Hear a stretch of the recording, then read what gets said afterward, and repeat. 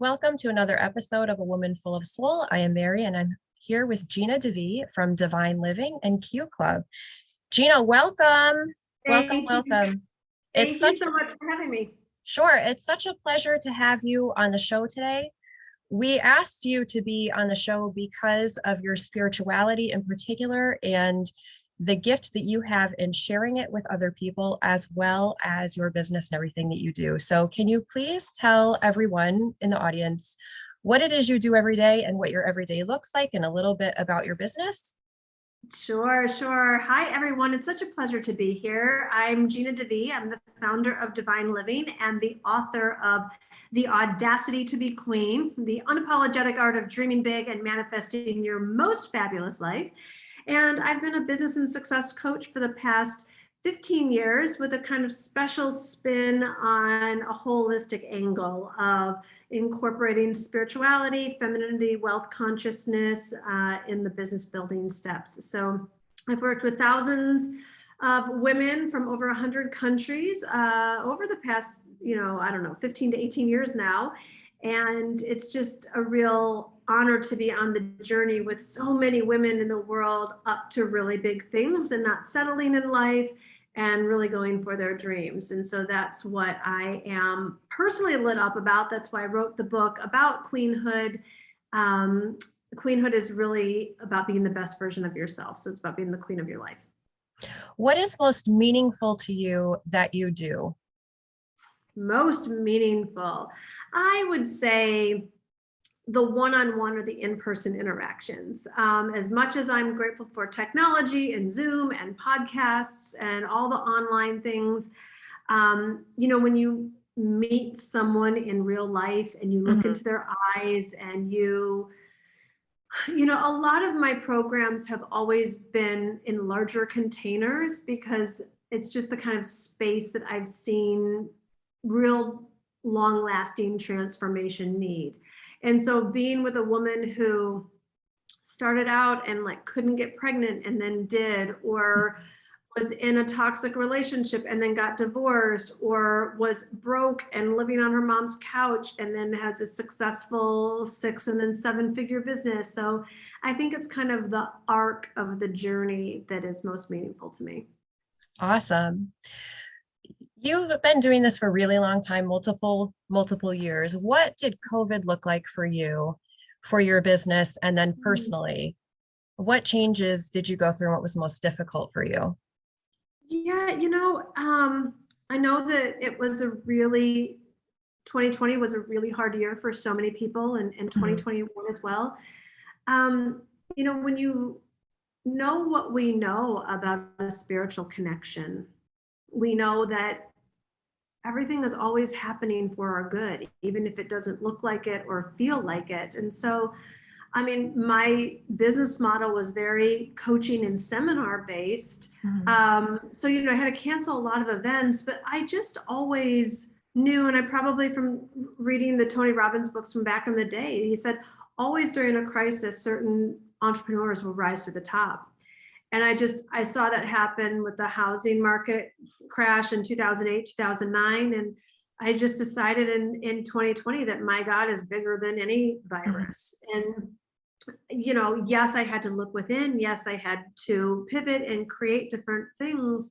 And I did. And I created a business model that had an even larger profit ratio than what I was used to.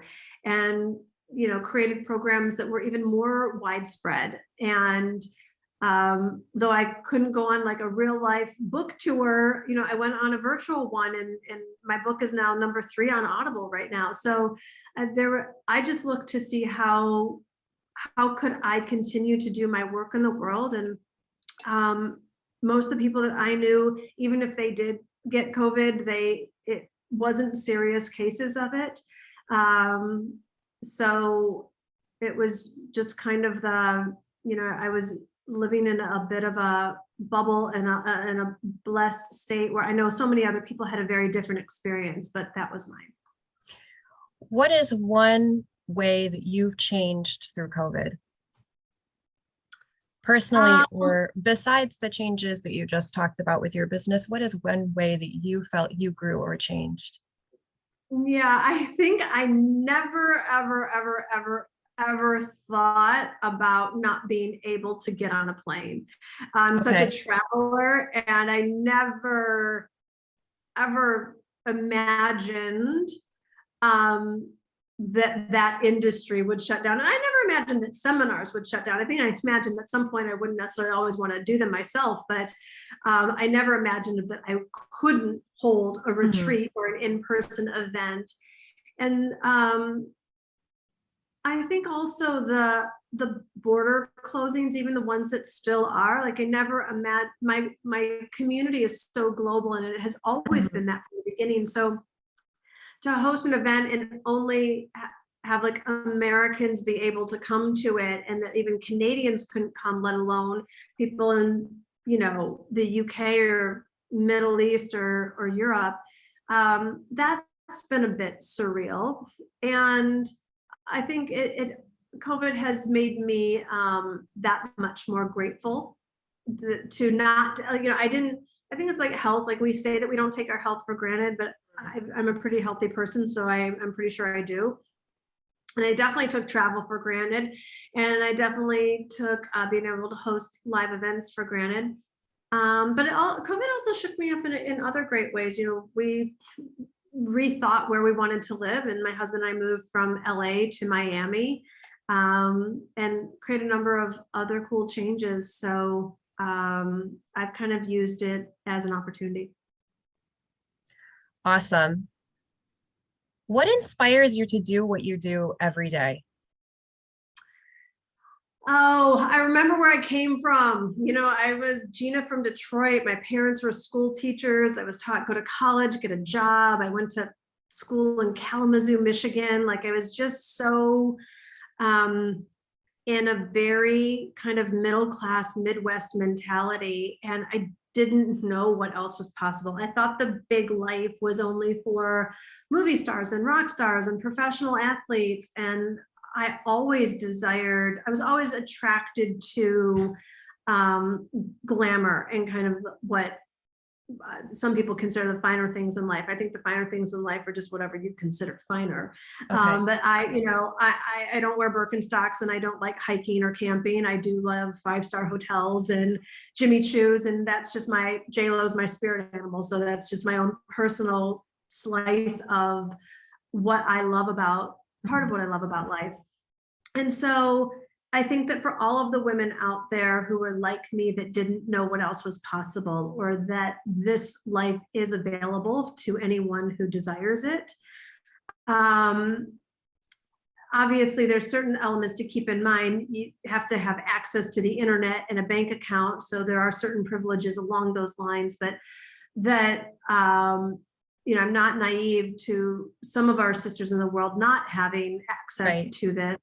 But for just in general, people in America, that like I just had no idea that we created our reality. I had no idea that you could be, do, and have anything that you desired. I had no idea that there weren't the limits that I was taught there were with finances or opportunity or living the big life. And so it's just really important to me knowing what I know to pass it Mhm. on. Awesome. So, how instrumental was Glenn in your new mindset? And can you tell people a little bit about who Glenn is? Baby love, hashtag baby love. That's right. Yes, when I met Glenn. He was already a very successful chiropractor. So he had done a lot of the personal development work, a lot of the wealth consciousness work that I'd never even heard of. And he was my first teacher in wealth consciousness. I remember we were like going for a walk one day, and I was just like, I remember I used to advertise on our radio station. I used to have like it was like paid programming. So it wasn't, Okay. I mean, advertising, but it was paid programming. And I had gotten an unexpected $2,000 bill. And what I had forgotten was like, they let you start doing the programming and you don't have to pay the first month, but then you have to pay basically after your last month. And I Mhm. thought my last month was my last payment. So I got this $2,000 bill, which at the time just felt like $2 million to me, or maybe more. and I was gutted. And I happened to be going for a walk with Glenn that day. And it was just like, how do you make money? And he said, Gina, it's all between the temples. And I thought I was going to punch him. I was like, why do rich people always keep it so obscure? And, but then he turned me on to a lot of the books that made a difference in his life. And I just devoured them. And I read Think and Grow Rich and The Science of Getting Rich and The Game of Life and How to Play It, and on and on and on. And so yes, he's been instrumental in his initial big thinking. And even today, he's a very out of the box big thinker. I can become a little more creature of habit. I mean, I have my own zany side too, but we're a really great team and balance each other out. When I start to think small, he'll think big. If he starts to think small, I'll think big, or he'll, so it's a great, he impacts every part of my life. How did what you read and what you learned influence your faith life? Influence my faith? I thought it would take me further away because I grew up in a very conservative Christian environment, and you weren't supposed to talk about money or focus on money, or if you did have money, you're supposed to give it away, and money is the root of all evil. And I had all that going on. So I was terrified that if I just had this tug of war, because I, of course, wanted more money because I couldn't do what I wanted without more money. I couldn't grow my business. I couldn't hire team members. I couldn't travel. I couldn't live where I wanted to live. So as I started to learn how to make money, I was terrified that I would be kind of taken away from my faith somehow. And thankfully, the opposite became true. I found that, if I believe in God, and I believe that God is the source of abundance and all abundance, and that includes an abundance of health, that includes abundance of wealth, that includes abundance of love, all of it. And so it more deeply rooted me in my faith. And you were happy to have Glenn on that journey. Always On that journey. We've been together 18 years. So he's not only the easiest part of my life, but the love of my life. And yeah, we do life together. We do business together. We travel together. We sort of cook together. He can be a little more of we're both chefs. We both went to Le Cordon Bleu, but he likes his space in the kitchen, but we do most things together. One of the things that really drew me to Divine Living and everything that both of you do is the fact that you do certain programs together, and that you have both talked about your path and journey together, and you both run your business in certain ways together. Can you tell everyone a little bit about your Men and Money program, or Sure. what you put out there about men and money, specifically for women, but then also for couples? So initially it came from, I was a hot mess in pretty much every area of my life. So pre-Glenn, I had quite the man story and quite the money story. And so for me at the time, it was more important to call in my soulmate than make money. So I was really focused on that. And I had to really take a look at my beliefs around men. So here I was like wanting to attract my soulmate, have a husband, get married.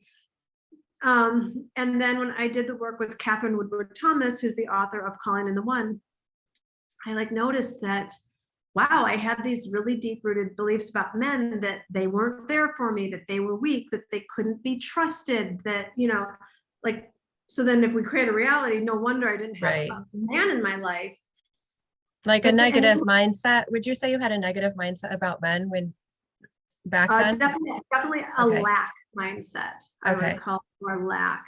And then when I looked at the list, it hit me. I was like, oh my gosh, the way I feel about men is exactly the way I feel about money. Like I can't trust it. It's not there for me. It's there for other people, but not me. And so, fortunately, all of that is root chakra work. So when you work on one area, you kind of heal the other one simultaneously. And that's when I first came out with my program, Men and Money, helping women see that very likely how you view one is how you view the other. Not for everybody, but oftentimes there can be wounding in both areas. And then Glen is much more the relationship guy than I am. I'm more the career person. He's all about the love. Okay. So, people would keep asking about his perspective and all that. So I think we did like a round 2 of Men and Money, where I think he taught most of it. And I was just basically the guest expert. And women love hearing Glen talk about wealth consciousness also, but especially relationships. So you can check that out at divineliving.com. There's our Men and Money course. And it's a self-paced digital product. So you can do it in your own timing. What's one challenge you're finding that you're facing right now, and how are you working to overcome it? Right now, I'm really looking very deeply into what really is a must for me. And I think that so many women like us, we're so strong and so capable and so willing to do the work, and we can do almost anything. Mm-hmm. But that's not enough for me anymore.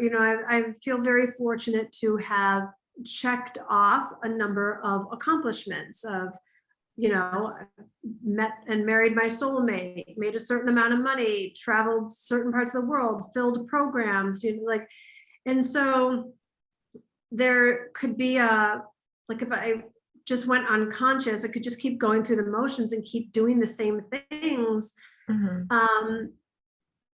And yet there's a lot of that. As much as I care about it, it doesn't have the same spark that it did initially, which is making me inquire into what is like a blazing passion of mine today, and not just doing something because I can, or just because it will make money. We just finished Black Friday, or most of the world did. And I went into it and I felt that same sort of thing. Like, I've got products, I could have bundled stuff, did half off, thrown something together. I was like, why am I doing Black Friday? Just because I can, just because everyone else is, just because it's going to make money, just like, and so I just didn't do it this year. And so I think I'm just in a place where I desire to be far more intentional about what is a must versus a want. What do you value most in life? Or what do I would pleasure. Okay, explain a little bit about that. A lot of people think I'm a workaholic. There's one friend of mine, every time I get together with her, she's like, Gina, it exhausts me to see you on Instagram. You're traveling here, you're traveling there. It just looks exhausting. And I was like, when I am traveling, I am my happiest. It's like, I remember someone said, I can't even open up your magazine because it looks like so much work. And I was like, it was one of the easiest things, one of the most expensive, but one of the easiest things I did. So I am not a workaholic, but when I find what brings me pleasure, I become very passionate about it. So my pleasure tends to be in the form of lifestyle at this point. There was a time when I was really into getting my relationship dynamics down, or healing family dynamics, or building and scaling the company.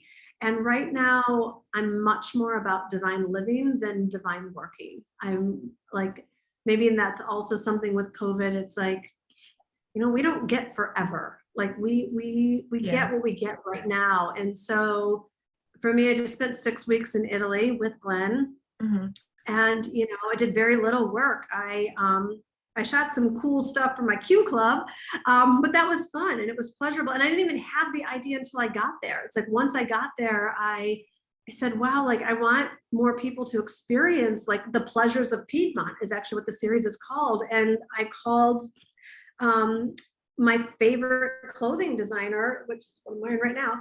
And I was like, hey, do you want to sponsor this series? Because I think your clothes will look beautiful here in Italy. And I love them. And it's like, it was all just so pleasurable. It was cashmere, it was white truffles, it was Barolo wine, it was just what I consider pleasurable. And so then it came together and we were filming on an iPhone, and then we did hire a crew at one point. So for me right now, it's travel, it's cooking, spiritual development. I love to read. spending more time with friends than ever. So a lot more around the lifestyle pieces for me these days. How would you tell women to say yes to pleasure and that it's okay? And I'm specifically asking this because of the taboos in society about women and pleasure, and all the previous stories we've heard about Adam and Eve and how she tempted Adam, so the whole pleasure factor. Let's go into this for a minute. Well, so first of all, I think people assume that pleasure is sex. Mhm. And anyone who's had sex knows that not all sex is pleasurable. That's right. So there's sex and then there's pleasure, and whatever pleasures you can pleasure you. So sex included or not, but I think it's really about joy, desire, bliss, and there's nothing pleasurable about temptation. There's nothing pleasurable about being out of alignment or off your path or away from your center. And the problem around pleasure is that the church, society, status quo has almost made it illegal to just enjoy life. Just to enjoy something. Yeah. If you're not working, if you're not being productive, if you're not being practical, if you're not saving for a rainy day, if you're not planning ahead, there's something wrong with that. And there's another level. I'm going to interrupt you just for 1 minute. There's another level to it for women too, because women are told over and over again that they have to be the ones to sacrifice, that they have to be the ones to do this or to do that for everyone else, and to always be paying attention to everyone else and not themselves or what's really true for them too. That includes pleasure or what brings them joy. Yeah. Women are told that, and women have a choice on who they listen to. Right. And there isn't anybody in my life that tells me that. And when it tries to come, there's been a training for it, because I had to get really clear on who my source was. And so if God is my source, and I was like feeling led to, and I write about some of these stories in my book, to go to Saint-Tropez or to do some certain things that were counterintuitive, they didn't make any sense. They brought me a lot of joy and a lot of pleasure, and ultimately a lot of it was ways that I was able to contribute a lot in the world. And so I do find it amazing at how much even conservative religious teachings will teach the Bible stories. And it's like, it was okay for Noah to build the ark, even though if a woman were doing that, she would have been called crazy. It had never rained before. What's happening? And Moses going to the Red Sea and raising there's nothing practical about any of the Bible stories. And they were all about a certain level of contribution that wasn't necessary. So I think my thing is, we need to be led by God, and not just you need to work all the time, because there's nowhere in the Bible that says you need to work all the time. There's nowhere in the Bible that says that worrying and stressing out is okay. There's all kinds of examples where God is the least practical person in the room, so to speak. And if we're going to be open to God's leading and God's miracles, and really get, God created woman and God created man, and we have fundamental elements within us, fundamentally inside the empowered masculine, which is masculine and feminine energy within both male and female, but the masculine energy is wired to protect and to provide. It's wired to give. The feminine energy is about passion and play and beauty and pleasure, and ultimately femininity is about receiving. So modern culture has cut us off from that, and many women have gotten addicted to being busy. But I found busy to be very boring to me. And I found having space and time to play and enjoy life is, I've spent my fair share of time working as well. I'm not going to sit Oh, here of and act course, like of course. being bonbons, on a yacht exclusively. And I think we all know, like, when have we had our best ideas? Like when we were swimming in a pool or in a bathtub or going for a drive along a scenic route. Like the good stuff doesn't always come just from the grind and the hustle. And I'm personally willing to see how good can I let life get, being led by my desires.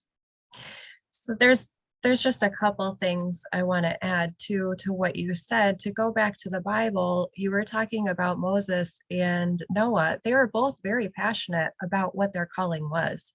Mm-hmm. They were both very passionate about what they did.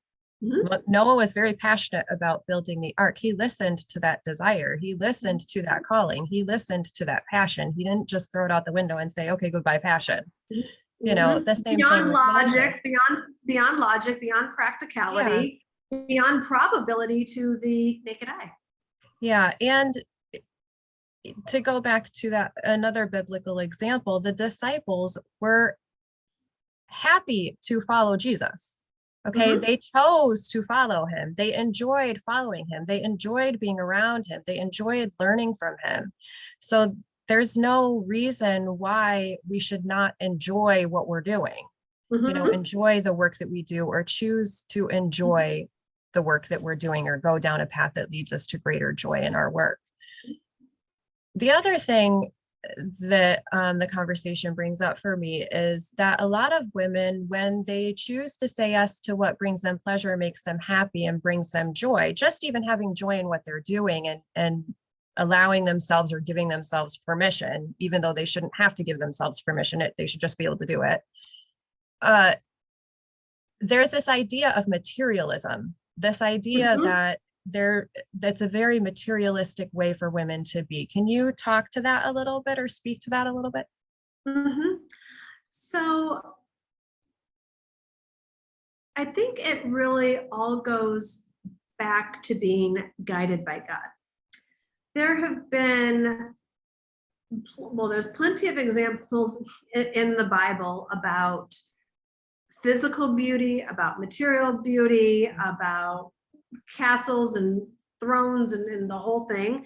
I don't recall anywhere in the Bible where any form of beauty is made wrong. Overindulgence in any form is out of alignment. Mm-hmm.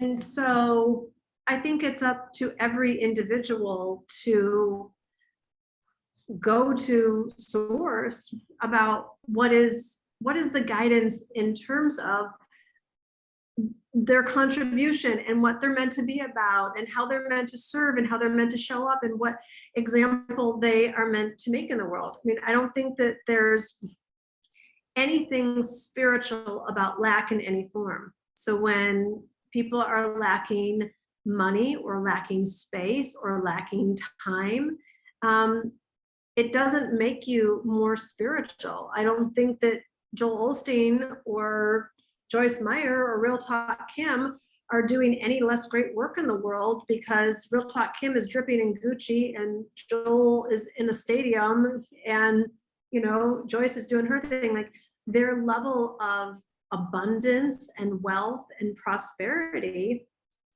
it's seek first the kingdom of heaven, and then all of these things will be added onto you. And so it's, and the scriptures around prosperity can go on and on and on. Mm-hmm.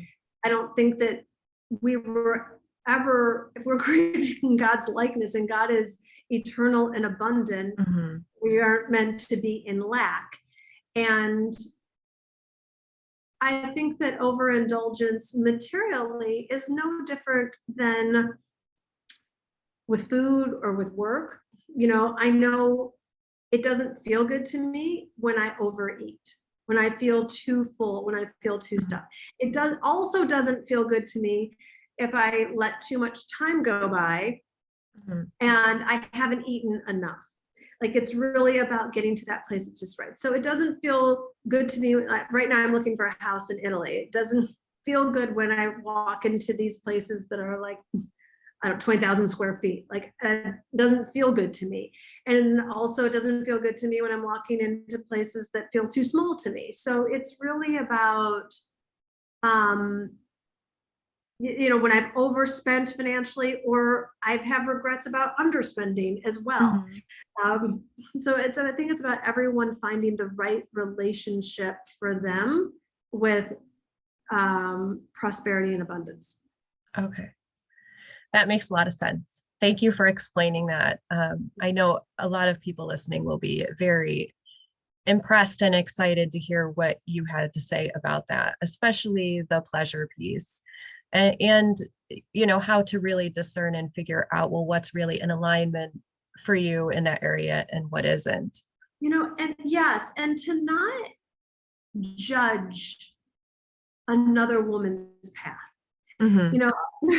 There's this one woman, I remember she wrote in some sort of hate mail or whatever. I was like, Gina, we already know you're a millionaire. You don't have to wear Jimmy Choos on stage to prove it to us. You could just wear jeans and tennis shoes to be authentic, or so it was something like that. And I thought, you are being authentic. You wear what you want to wear. I don't wear jeans and tennis shoes ever. Like, right. that would be the most inauthentic thing for me to do. Like, it's not who I am. And so, yes, I love 5-star hotels and I love luxury living and travel. And I don't make anyone wrong who loves hiking and backpacking and sleeping under the stars. I think that it's just really important for us as women to support each other in living their best lives and going for their desires. Because, it's like, delight yourself in the Lord and he will give you the desires of your heart, not just give you what you need to exist. But there's lots more stories in my book on all of the pleasure pieces as well. Mm-hmm. Who is one person that has inspired you in your life, like inspired you beyond belief in amazing ways? They can be someone who is alive, dead, famous, not famous. It can be more than one person, but you have to name at least one person. Let's see. And how have they inspired you and why? I'm going to go, there's so many to choose from, but in the spirit of this conversation, I'm going to go with J-Lo. Okay. And I think that there's a number of things that impresses me. Like, I was taught in Michigan, like, by the time you turn 40, you were old. And by the time you turn 50, you were like ready for retirement. And whatever you think of her or not, just physically from an athletic standpoint, the fact that she could like swing from a pole during a Super Bowl show when she was 50 or however old she was, is very inspiring to me. That, like, I'm in the best shape of my life right now. I work out with a trainer 5 days a week. And I don't know that, if I hadn't seen someone like that, I would have just thought, well, you're just supposed to get a little bit chubby and out of shape by the time I'm turning 49 in a couple of weeks. So there's that. And J-Lo just didn't seem to get the memo. You can't be all that. And, yes, she's a rock star and in movies and all of that. And but just seeing one woman give herself permission to express herself the way she does. Look at, not every way she expresses herself is in alignment with me. It's more that I see a woman giving herself permission to be who she chooses to be. And that's very inspiring to me. And so it has like trickled into, I remember when I first started my Divine Living Academy, and I picked, I think, Los Angeles, Paris, Sydney, Australia, and Miami for the 4 destinations the first year.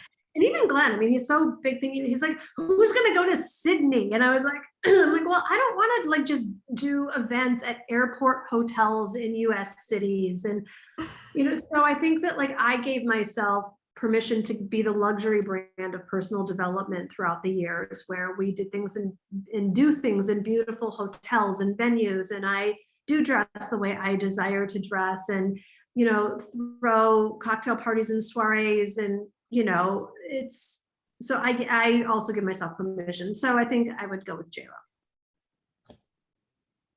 If there was one thing you could tell every woman, or that you think every woman should know, what would it be?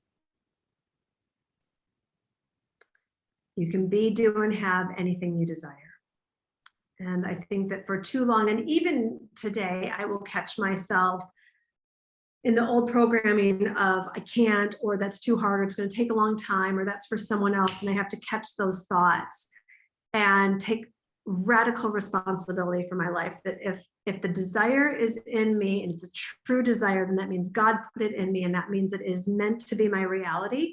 So do the work and stop wasting time. I'm saying this to myself. Stop wasting time on all the stuff that isn't going to move me forward in the direction of my dreams. How do you give yourself permission to say yes to your dreams?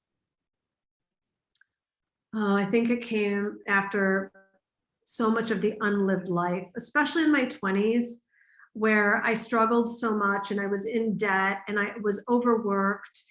And those are just years I'll never get back. And, you know, I'm sure there's some, I don't know, 48, 49 doesn't feel that young necessarily, but it probably does to some 79-year-old. And so it's like, if not now, when? Yeah. And it's like, you know, I read, I was in Palm Springs or Palm Desert with Glenn one time, and I was in a pool, and there was this older woman like sitting like in the pool with a book, and the cover of the book said 100 summers. And it kind of put it into perspective for me. I think, like, I don't know, being in your 20s and 30s, you kind of think like it's like life's just always gonna be there. And then being in my 40s, I was like, wait, I got, you know, not forever. And so I'm just really choosing to seize every day and seize the moment and give wings to my dreams, because no one else will. Yeah. And life, like you said, life is way too short not to. I had someone tell me a long time ago when I was doing my graduate studies, they said to me, why not? Why not? That was like the question of the year. Why not? Why not? No matter what came into my mind, no matter what came into my heart, the question was always, well, why not? It wasn't why do you have to, you know, why do you feel like you have to do this? It was, why not do it? Why not? And that really helped me to open up my own mindset and my own heart space to really say yes to what I really was passionate about and what I really cared about too. There are so many things that I was doing that really took away from what I really cared about, or that were like trying to derail me from that path, I'll say. And then, yeah. And then there were moments where as soon as that question was asked, any block that I had inside myself was removed. It was like, you're right, there is no why not. And it, you know, it wasn't crazy stuff I was trying to do. It wasn't like, or wasn't crazy or bad things that I were trying, you know, that I was doing. I wasn't like going out and drugging up every night. You know what I mean? It wasn't stuff like that. It was giving myself permission to say, yes, I can dream this big. And there are no limits on this, especially if God is asking me to do something in particular, or I feel called in a specific way or direction. So it really brought in my mindset, just like you said. And I love that example of the 100 summers. No one thinks that way. You know, they usually are like, oh, we can plan it for next summer. You probably only have around 100 summers in your lifetime. What are you doing with each one of those? And now, depending on what age you are now, you only have so many left.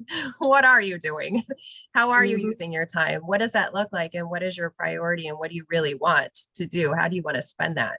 And each day is a gift. Every day is a gift.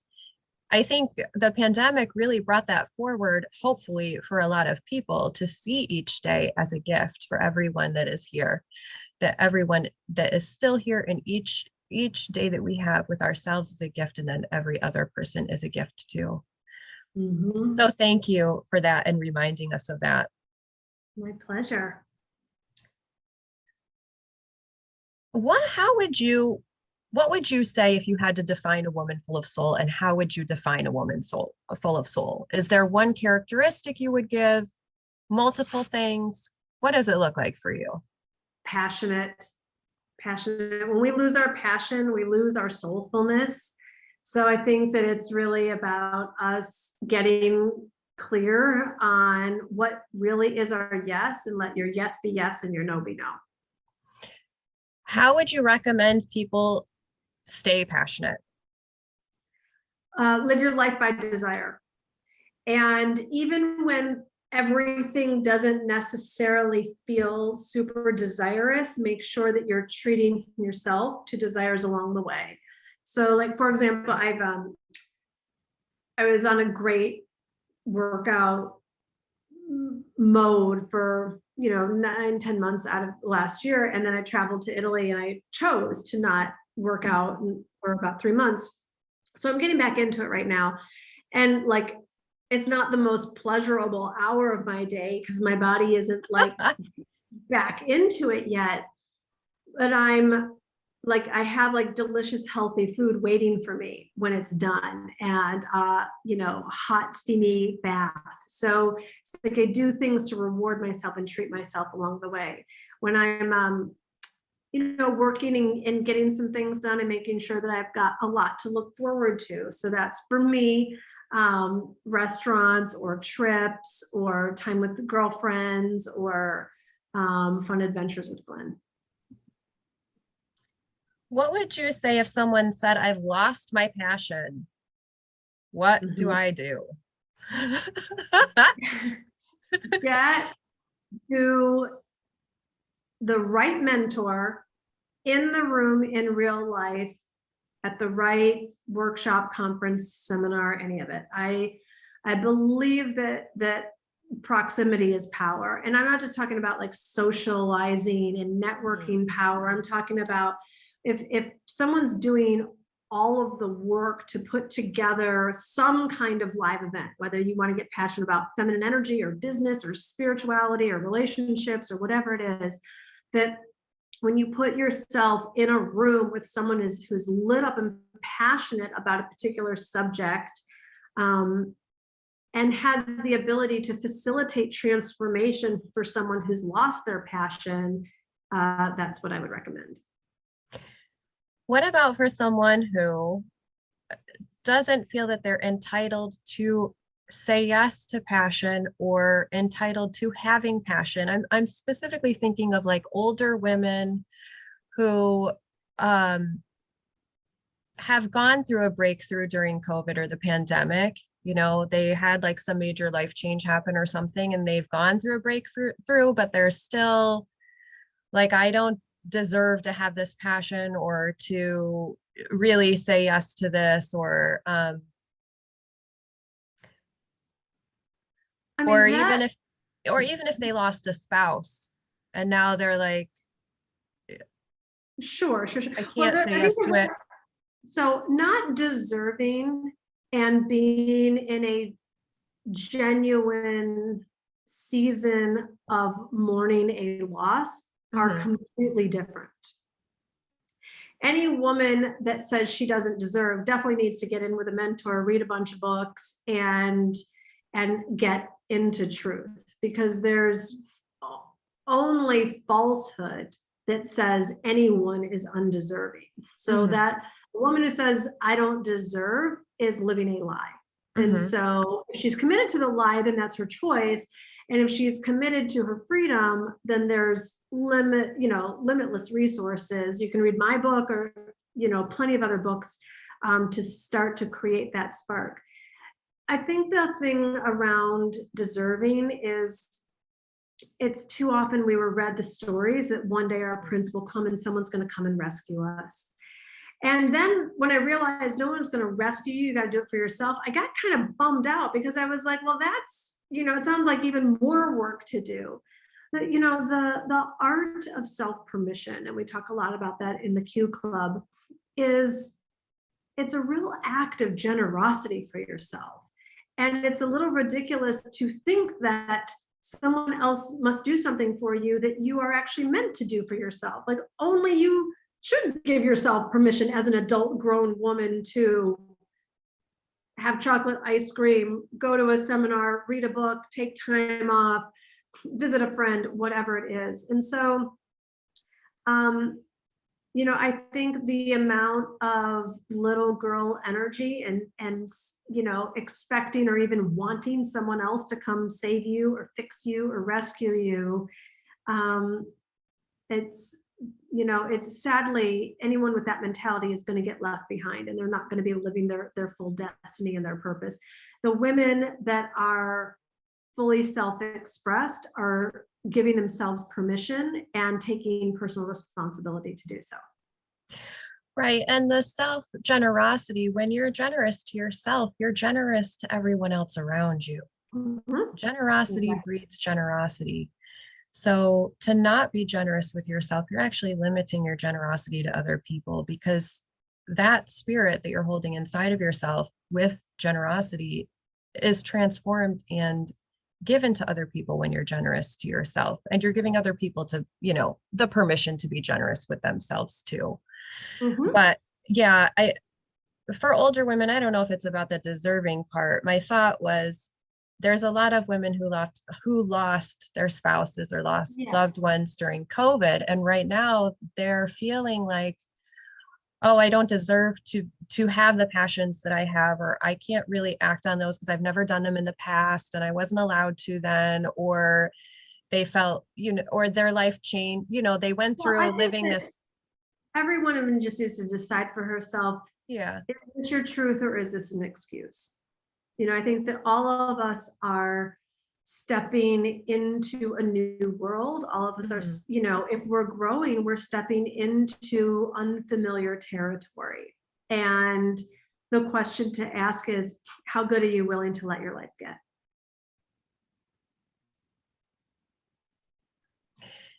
What are some ways that you have been able to say yes on how good you are willing to let your life get throughout this time? A lot of it comes around taking a stand for the and. We recently moved to Florida, and then we're looking for a house here, but I really have this desire to live in Italy part of the year also. And so rather than feeling a tug of war, it's just a very obvious both and. We wanted to take a trip over the holidays and we wanted to be with family. So we're doing a both and. So I'm a big believer in take a stand for the and. Is there anything else you would like to share with everyone? Anything else that came up during the conversation that I didn't ask you, but you're like, I really need to say this? Because if I don't. Questions. No, I think, that we're more than ever, it's just important for women to really give themselves self-permission and to try out different things. I think women are so afraid of making mistakes. Men don't really have that. So it's like, try out a seminar, try out a book, try out a cooking class, try a dance class, try visiting a new place, try a new restaurant. You can decide if you want to return or not, but it doesn't have to be this big decision that sometimes women overthink.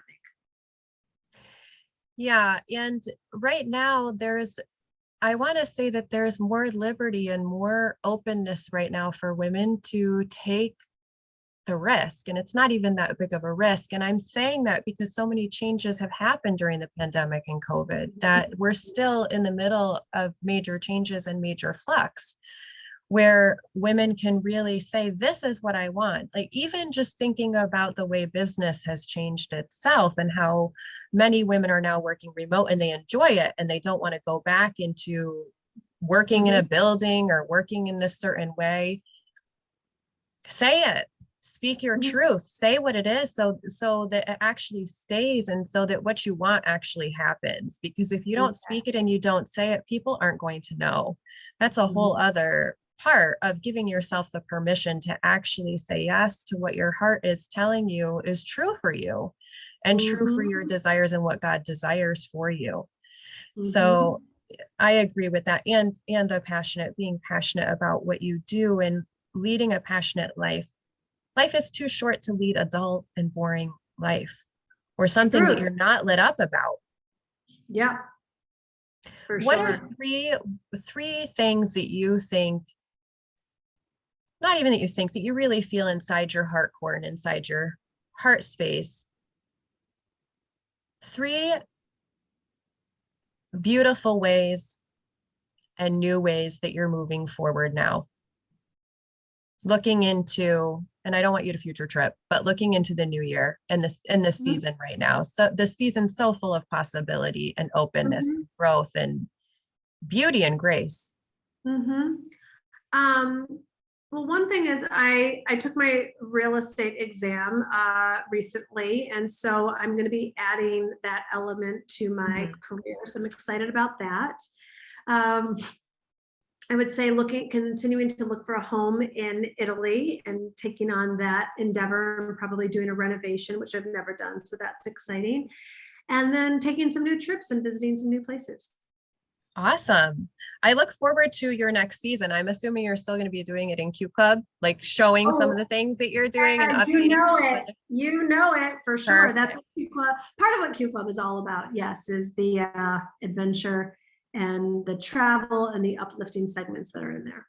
Yeah, we're excited. I'm very excited to see what you're going to be up to and the changes that you make and how the Holy Spirit is really leading through your life. One of the reasons why we asked you to be on the show was because of the way I have seen the Holy Spirit move through your life, just even through this time of reading your book and doing part of your programs, and then also in Q Club, and just seeing how lit up and how excited you are about life in itself, even when things are bumpy, even when things aren't going so smoothly, and even when it's not all figured out.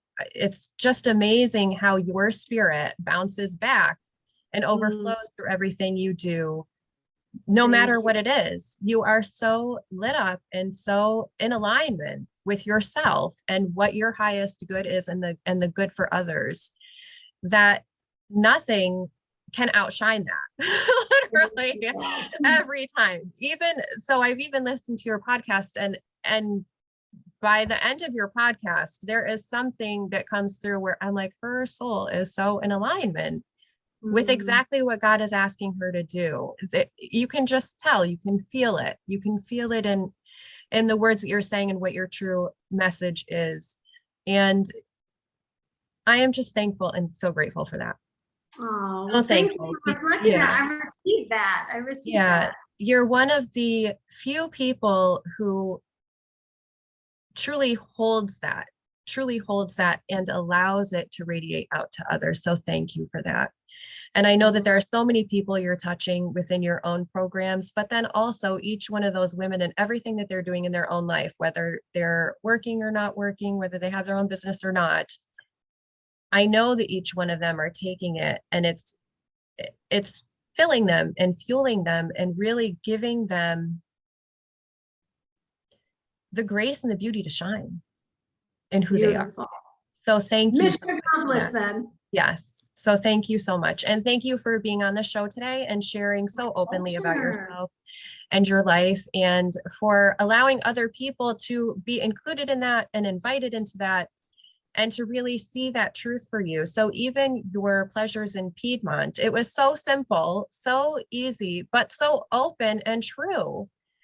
It was just great to see it, to have a moment to really see it, and to know people can say yes and life can be just this, and that is fabulous. That is great. That is wonderful. That is good. It didn't Well, have to I'm so be, glad you soaked it up like that. yeah, well, it didn't have to be like, you know how you said that the one woman was saying, we already know you have this or that. I didn't even see that in the episode. I was like, she's just being herself, down to earth, and sharing it and inviting other people in to enjoy that and to see it and to know that this is what life is really like, and the beauty of life and being alive, the beauty of Mhm. being alive and enjoying True. life. So thank Yes, you so much. And thank you for being on the show. my Um, pleasure. and please share any extra resources that you want us to share. We're happy to share them when we go to post this video. Wonderful. Sure. Well, you can follow me at Gina DeVee on Instagram.